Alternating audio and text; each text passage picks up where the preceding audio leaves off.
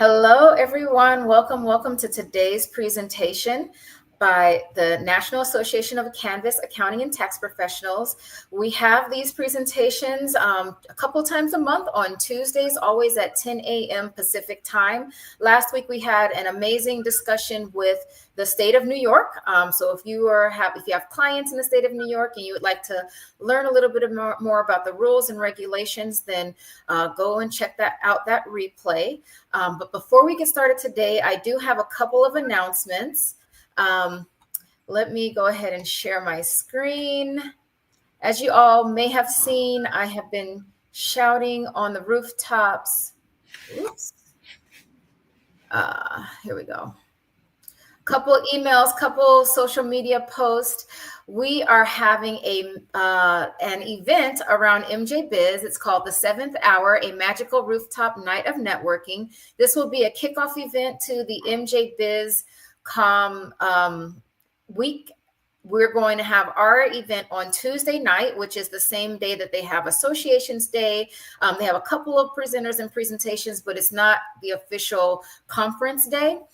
So we will have a table at Associations Day, and that's from 2 to 5 p.m. And then from 7 to 10 p.m., we will be hosting this party at a venue that overlooks the Las Vegas Strip. It has views of the Sphere. If you'd like to see some images, check me out on LinkedIn, and I've posted a couple of pictures of the venue.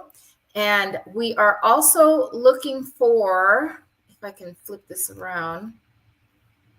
Yeah. Sponsors, if anybody is interested in aligning their brand with this event, you don't have to do any planning. You don't have to do anything. Just help us out financially to take care of some of the expenses, and you have a VIP guest list, and you can invite your guests to this event as well. And they can have some entertainment and fun under the stars. We will have a celebrity DJ. We are going to have a well-known illusionist in the city of Las Vegas doing magic tricks throughout, and lots of fun and networking. All right. Okay, awesome. Let's just get rid of some of these things. Oh, let me drop the link to register in the comments, and then we'll get started.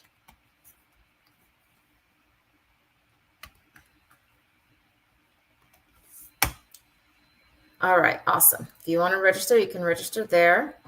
All right, so I would love to, let me stop sharing my screen. I would love to welcome our expert speaker today. We have William Sump, and William is the Chief Executive Officer or CEO of Bloom Network, which has a cannabis headquartered in Santa Cruz with cultivation licenses, distribution licenses, and manufacturing licenses. Bloom provides wholesale and retail products. Furthermore, Bloom creates coveted intellectual property and offers end-to-end consulting services. All of Bloom's products are processing. All of Bloom's production and processing utilizes 100% renewable energy sources, which is key in manufacturing. And they were recently awarded their California Certified Organic Farmer certification for production and distribution. William works with the Bloom Network to manage relationships with top brands and other cannabis companies. William is actively involved in several Chamber of Commerce and coalitions for cannabis policy. Welcome. So happy to have you here today, William. Thank you for having me. Do you go by Bill or just William? Or Will? William. Okay, William. All right.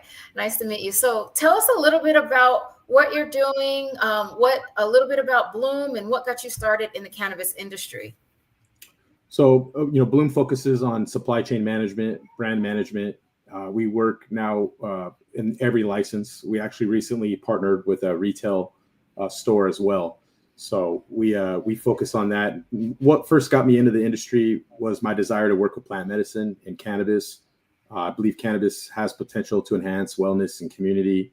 And since the inception of Bloom Network, our vision has evolved from simply sourcing high quality cannabis to establishing a sustainable, vertically integrated company. We prioritize environmental responsibility, brand innovation, and just an overall sense of social good within the industry. Okay, so tell us a little bit about, so I know this topic is focused on genetics, but it seems like you guys are doing everything. Like what's the main revenue driver? Is it mostly the cultivation side, the genetics? I think having the vertical integration piece is really what allows a tax minimization strategy, as well as revenue maximization. So trying to increase revenue potential, and now we're focusing on how do we make each different piece of the supply chain profitable. But really being able to supply and manage the whole supply chain is what allows us to have the quality and consistency that we desire. Okay, awesome. And then I also noticed that you guys obtained your California Certified Organic Farmers certification. Now, is that just a general certification for farmers, or is there something specific to cannabis operators that this is So it's awarded? actually, yeah, it's a certification that works for cultivators, manufacturers, and distributors. So Bloom currently has it for manufacturing and distribution. We're still going through the process for cultivation, but it's an intensive process that involves meticulous documentation, site inspections. It's significantly impacted our operations by enhancing our reputation among environmentally conscious consumers. And eventually our plan is to command a higher price or a premium price for all organic products. Yeah, that makes sense. And it seems like that's something, I mean, that'd be a good segue for some cannabis businesses to demand higher prices to get this type of certificate. I hadn't even heard of it in Nevada, but I'm going to look into that for my clients. Yeah, and we were one of the first manufacturers in the state of California to acquire it. There's a few cultivation sites now and a few manufacturing sites, and I think distribution too is. But essentially, to label your product CCOF organic, you have to have all three pieces of supply chain before it moves to retail. Okay, awesome. All right. And then you also mentioned that you guys are committed to 100% renewable energy. And I just can imagine that that would probably be a very expensive process to get up and running. So how has something like that affected your bottom line?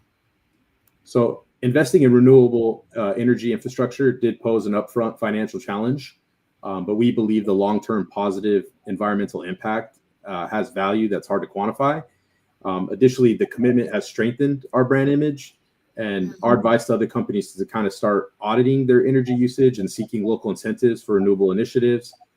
For us, every step towards sustainability counts. And so currently 50% of all of our energy comes from solar, and the other 50% comes from wind. So does it pay off at the end? Like, I know it's a significant upfront investment, but then are you guys seeing the fruits of your labor at this point? No, it actually hurts the bottom line, but it's more of a brand image and an environmental thing. Yeah, so we haven't had how to put it, hasn't increased revenue. It's actually increased cost. But for us, the increased costs are worth the value we're getting in the sustainability of the environment. Okay. All right. And then tell us a little bit about what did it take? Because even going to become vertically integrated is a huge feat. So what was the trajectory of Bloom? Like, what were some of the challenges that you faced as you were growing into more of a vertically integrated company? Challenges were definitely regulatory scheme work, trying to work within the different license types and capital, really the capital. So in the beginning, retail licenses, and still to this date, retail licenses are very expensive to acquire. And in municipalities where they allow retail, they're often license cap. So they'll only have a few licenses in an area. So it becomes very competitive and very costly. And often in these places, you have to have a building and security plan and all these very costly things before you could even be considered an applicant. And it's a gamble because you get locked into a lease or you buy a building. And then ultimately, if you don't get a license, you're kind of stuck there trying to figure that out.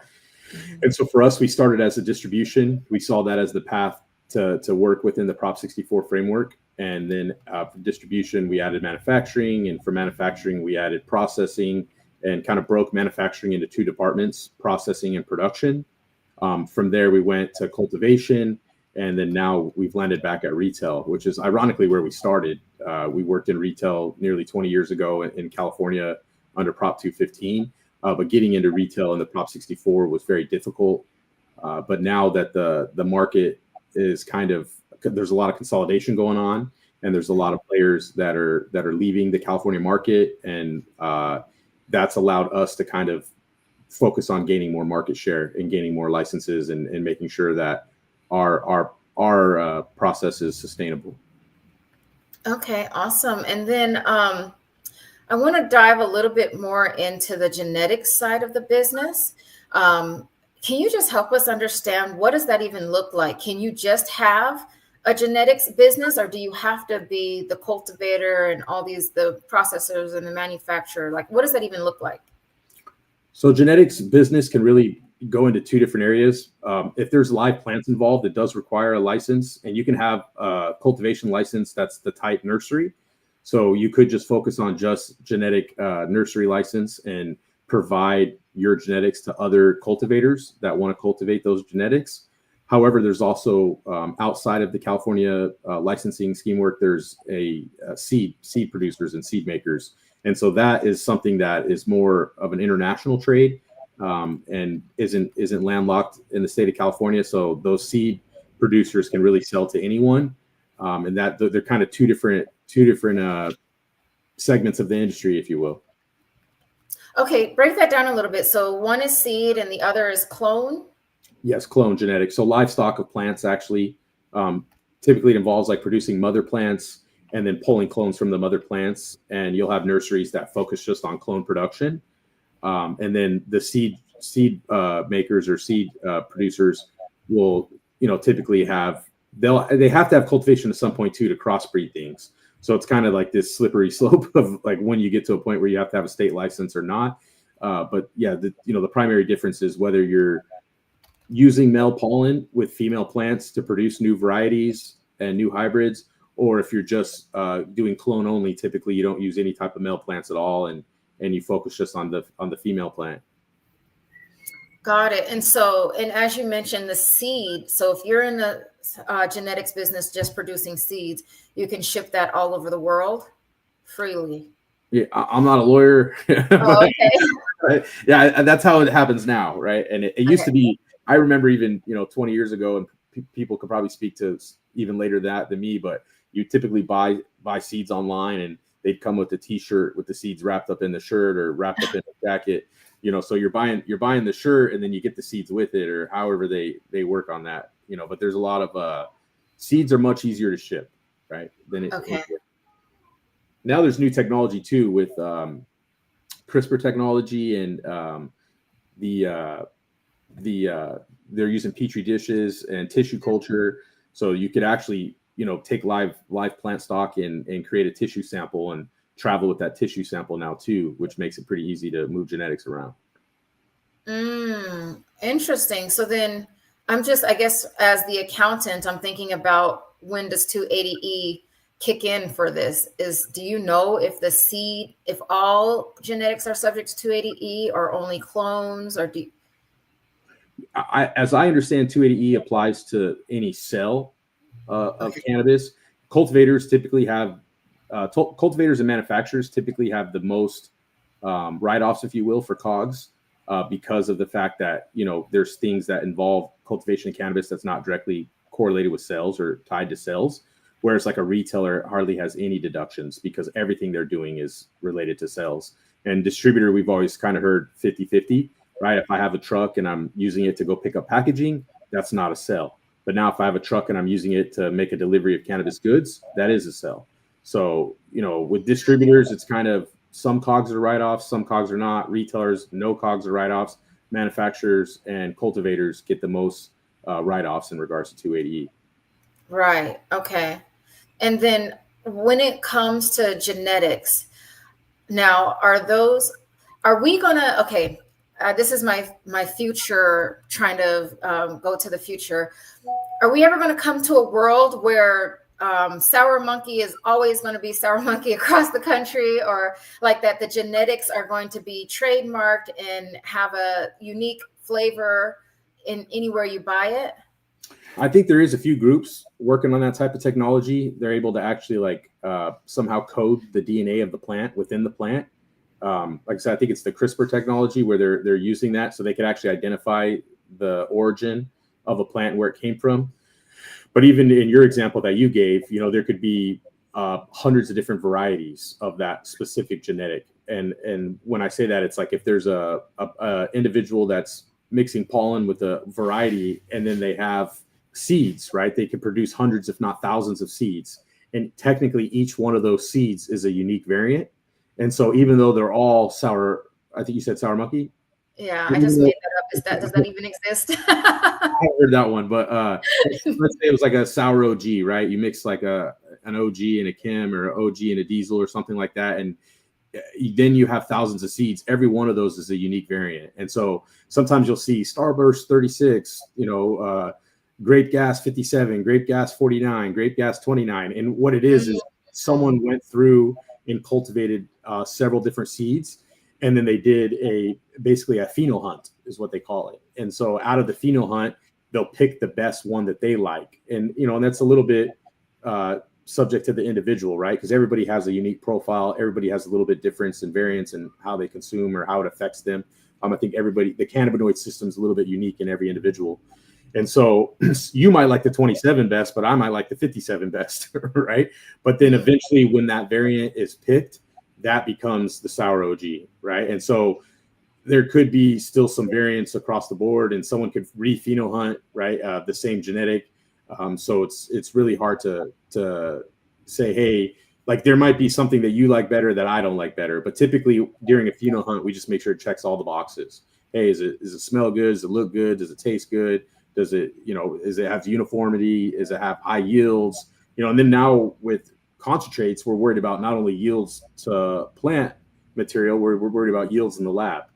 Something might yield great in flower, but then yield less in concentrates. And so we're focused on sometimes, hey, how do we want it both, right? We want it to yield high in the grow, and we want it to yield high in the lab.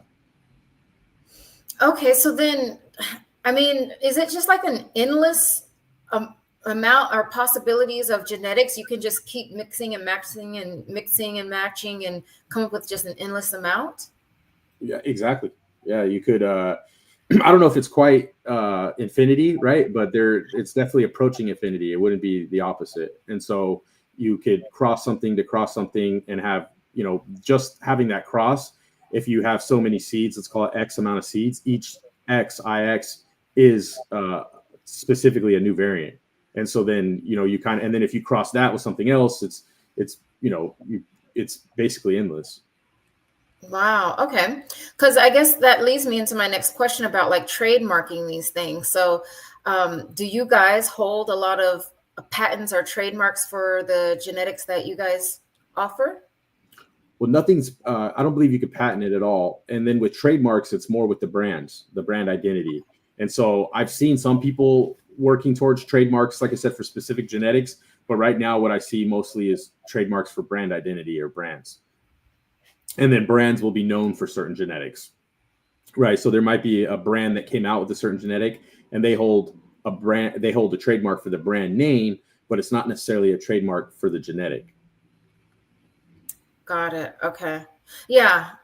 It seems like it'd be pretty difficult because somebody can say, well, I just added a phenome XYZ and now it's different, but it tastes the same. Exactly. Yeah. So, awesome. Okay. Well, let's talk a little bit about some of the things in regulations and policy changes. What are some of the things that are important for you guys to move forward with in order to make your business a little bit easier to operate? What are top of your mind? If there's bills out there or anything? Right now, I guess the biggest components would be federal legalization, banking reform, overtaxation, overregulation. Those are the most pressing issues. And so we're working actively to address those by participating in public policy support groups, engaging with lawmakers to push for sensible regulation, and really focus on business growth while still maintaining consumer safety. Okay. And how are you optimistic with the new administration? Are you guys how are you guys feeling? We're trying to stay optimistic and focus on the future and what we can do. We don't see federal legalization happening anytime soon, but something we saw from both political parties was the idea of like 280E going away. And what we're even seeing from some of the top tax attorneys is they all kind of predict that 280E is going to be gone in the next 6 months. I don't want to hold my breath because but it would be nice. It would be nice to have that and banking reform, really. So these are kind of key steps. If we could get traditional banking and have 280E go away, it would really help out to have us treated more like a regular business. It's kind of one of the things I point out is that in every municipality where there's a local tax, no other business has a local tax like a cannabis business. So it's hard when the municipality ties the ordinance to directly our revenue. And so we pay a percentage of our revenue to the local city just for doing business in their city. And no other business in any city that I'm aware of has to do that. Right. Yeah. I mean, it's so highly taxed. It's so difficult for us to survive. A lot of my clients are just really struggling. I do see that there is a question. Oh, and Bruce, he's actually in California with you. What is your reach? Are you only in California or are you beyond? So I guess your genetics. Right now, we're just focused in the California market. Okay. Do you have is that something that you guys can grow into, or is it the way that you guys do your genetics, you have to stay landlocked?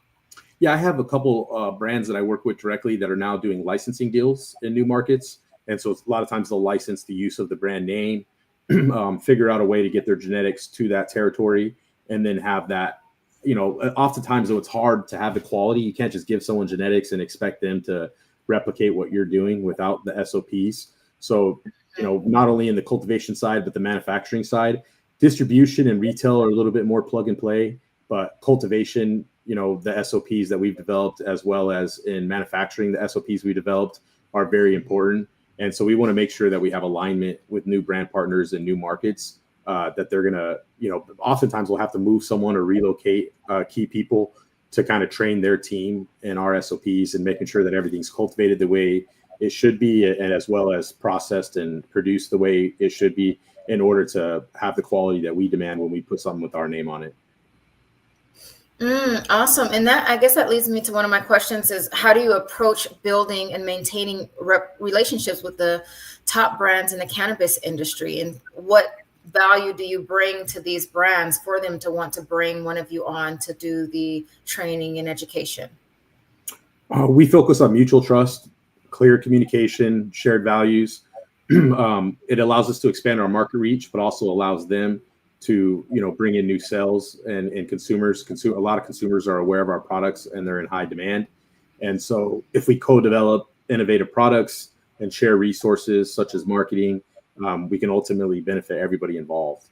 And so one of our top brands, Trilogy 710, is a premium live rosin brand. It's a top market brand.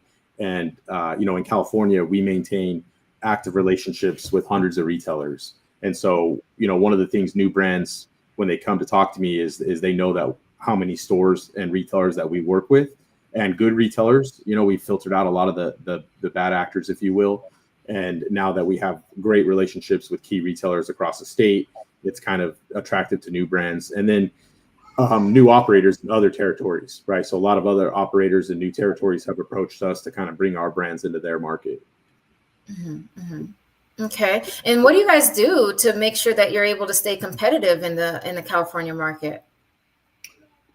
Genetics is the key part of that. We've invested millions of dollars into genetics, and our library of genetics is really unparalleled.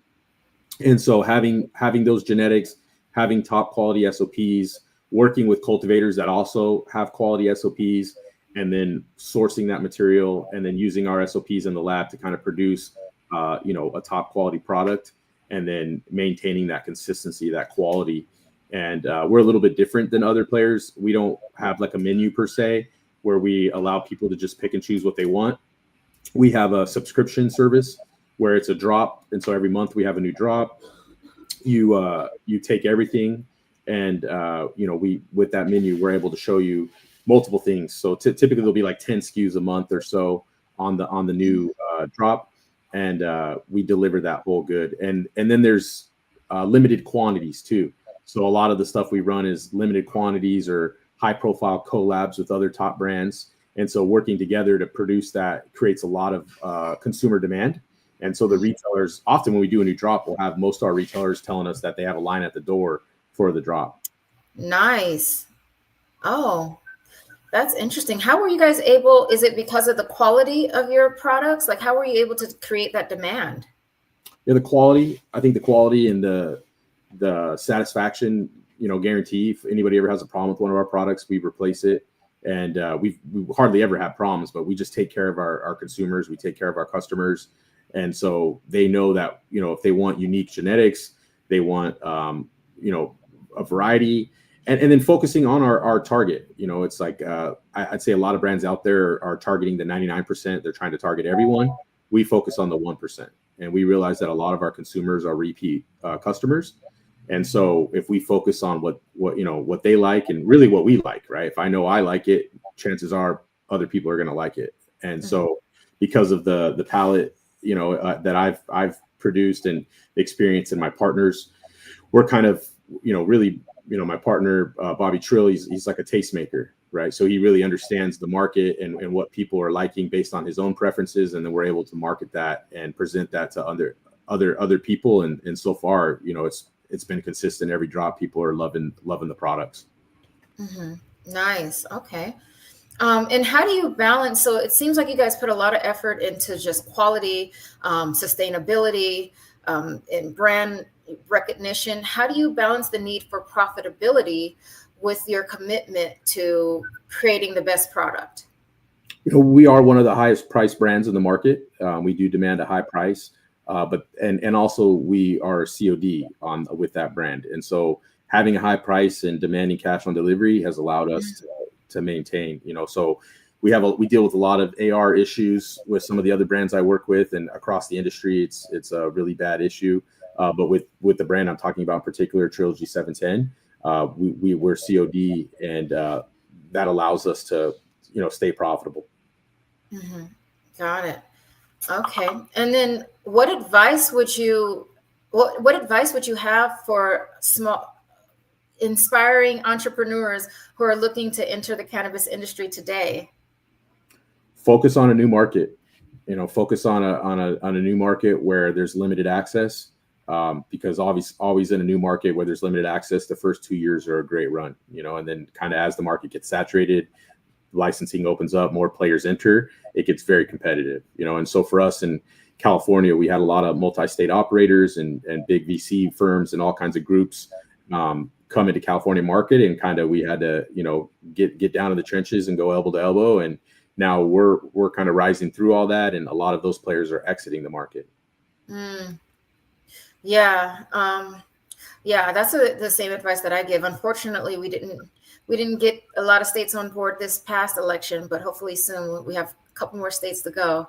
I think there's only 11 left, right? Yeah. Yeah. 39 medical now. I remember when it was just us in California. And so it's coming on. Medical. Yeah. I was around when California finally went adult use as well. Yeah. Well, awesome. Well, we've flown through like all of my questions. Let me know if there's any questions in the chat. Otherwise, we are going to wrap this one up. If anybody, do you have any last minute things, or I'm not sure if there's any, if anybody's looking for the Bloom products, where can we find them? You can find them in retailers across the state of California, depending on your territory. I would also go to Weed Maps and search Trilogy 710 or iHeartJane, search Trilogy 710, and be able to find which retailer is closest to you that carries our products. Okay, awesome. Thank you so much. Okay, so Bruce is saying, are there any targets for other states? Like, have you guys already identified where your next market? We've talked to a group in Illinois. We've talked to some groups in other markets as well. To be honest, I really have my heart set on the European market. I'd like to see some traction out there. And so what we're seeing happening in Germany now and Switzerland, some of these new markets where they'll allow trade deals across multiple markets. If you can get licensing deal done in a GMP certified facility in like a country like Canada or somewhere where they allow importing, exporting. I think that's really key for us to be able to enter multiple markets at one time rather than just focusing on one other state. But like I said, we have been looking at some other states, and the flower brand I work with, Wonder Bread, they're in other states as well. I know they have a licensing deal in New Jersey, and they're focused in Arizona, and so there's a couple markets that we're looking at that we just don't want to spread ourselves too thin, and our primary focus has been, hey, how do we take more market share in California? Yeah, absolutely. Like, get good at what you're currently doing before you start doing something different. There's a lot of trust that goes with the new partner. So if you get a new partner in a new territory and you can't be there all the time, and they don't have the same level of experience or the same level of quality standards, the last thing we want is for a product to go out that doesn't have our approval, and then somebody tries it, they have a bad experience. It's weird. Even our products, we require that our retailers have a freezer, and so all of our products have to be stored in a freezer. And we even did an audit recently on a lot of our retailers and found that a couple didn't have a freezer, and so we kind of had to fix that problem, because the last thing you want to do is have a consumer have a product that they have a bad experience with. Right. Absolutely. Okay, awesome. And let's see, Bruce is asking, are you still optimistic about the California market? Yes. Yeah. We believe the California market, as much consolidation as there is and as much of what's going on, we're still focused here in this market. One thing I'll give a shout out to Santa Cruz County administration. I know that, it's a county rather than the state, but recently we were a part of drafting an ordinance with the regulatory body out there to allow the cultivation sites to have on-site consumption and sales similar to like a farmer's market style. So we're really trying to hit the tourism piece and allow people to come into our community and come to the farm and, do a flight tasting, if you will, and then be able to consume on site, taste on site, buy on site. And the fact that Santa Cruz County passed that, it's really unique. And I think that it has a lot of potential. We're rolling out a 2-year pilot program. So, assuming that goes well, I think that that's basically something really awesome that can happen here in California, right here in Santa Cruz, which is cool. Okay, so you guys can make is it a separate consumption lounge or license? So what Santa Cruz County has done is it will be a separate license, but it will be on site with the cultivator. And so they're creating a unique program where as long as you're a cultivator and you meet the specific guidelines of the ordinance, you'll be allowed to have people come onto your site. You have to have a dedicated structure, and then that structure is allowed for on-site consumption and sales. Mm-hmm. So, it kind of is really a cool, unique experience that I think will drive cannabis tourism. Right. Awesome. Bruce has a couple of other questions. Are you happy with the California State Administration for cannabis? I'd like to see, better taxation, better regulation. I think that, there's been consolidation across the California Department of Public Health and the Department of Cannabis Control, some of these agencies. So I think all of them working together to have one department and have everything be streamlined could be helpful. It's even weird when you have a bunch of licenses and you got to do renewals on multiple different licenses, but they're all the same owners on each license. And now there's talk of being able to have like a simplified renewal process, a simplified background process. So I think as California kind of works on streamlining these types of things, it'll be better for everybody. Awesome. And last question is, are there any legislators to watch in California? Are you working with pieces of legislation or specific individuals? I'm thinking specific individuals, I guess, that are pro-canna that we need to champion. Ironically, it's not necessarily as much pro-canna, but I think Kylie, I think it was Prop 36, kind of passed the bill. One of the things we're dealing with in the cannabis industry is armed robberies, and it's been a huge problem. Especially in Santa Cruz County. I know the state attorney general has put together an action action plan or a force team to basically go after these individuals. And there's a high profile case that's being prosecuted right here in Santa Cruz County. And I think that it's ironic to kind of just watch some of these individuals get off with bail and have no real repercussion, and kind of like they're out the next day doing the same thing. And so I think, having aggressive policy towards that type of activity, it's kind of like often it's hard to have the police work with us. we're still kind of treated like there's a stigma because we're cannabis people, even though we're paying high taxes and abiding by all the regulation and trying to be a good operator. It's hard when other individuals can come in and kind of just rob your business and you don't even have a way to defend yourself. And so I think having Kylie focus on, making it a crime, making crime a crime again, so it's kind of, that's a little bit encouraging for me. It's very expensive to have armed guards and all this extra security and call the police, and they're not here as fast as they can, or it's just kind of, how do we create better policy to protect cannabis businesses? And is it just the stores, or is it the actual employees and homes and things like that? What are you guys seeing? It's cultivation sites, distribution sites, retail sites. I've seen a couple stories here and there that involve like employees in their home, but those are rare, and I hope that stays that way. But yeah, it is, I think primarily it's distribution sites where there'll be a lot of bulk material in one place at one time. And then, there'll be a group, sometimes 12, 15 armed robbers that will come all at once and kind of, and a lot of times they could be in and out of a place in less than a few minutes with hundreds of thousands of dollars in product. And then there's no, the insurance companies are very difficult to deal with, and the police are very difficult to deal with. So you kind of, sometimes it can kind of just set you back so bad that your business isn't able to survive. And then Bruce is asking, have you guys had to unionize your business at all? We haven't had to unionize our business. We do have a trade agreement with a local union. I think once we hit a certain amount of employees, we're required. I think it's at 50 employees. So we've always teetered right under that threshold. But we're hoping that how to put it, that could be something in the future that we work to do. And have you guys solved your banking issues? We work with Dama Financial, which has helped out quite a bit, but that it's still not traditional banking, right? We pay a fee just to deposit money in our account, which is kind of unheard of, right? Yeah. So it's paying a monthly fee just to have an account, and then paying a fee every deposit. It's better than nothing, but it's still not quite traditional banking. I can't go get a bank account down the street at a local bank or deposit cash at a local bank. We have to use armed truck pickups and work with their schedules, and then there's also the biggest thing is there's no way to withdraw cash, right? So we can write a check or we could send a wire, but there's no way to withdraw cash. So that it kind of requires us sometimes to sit on cash because other operators won't have a bank account. So some of the people I work with will only accept cash, and so the need to maintain cash for those businesses also creates security risk. Right. Absolutely. All right. Awesome. Well, thank you so much. Looks like we got through all of our questions. Thank you so much for being here with us today. Thank you for having me. I appreciate it. All right. Bye. Bye, everyone.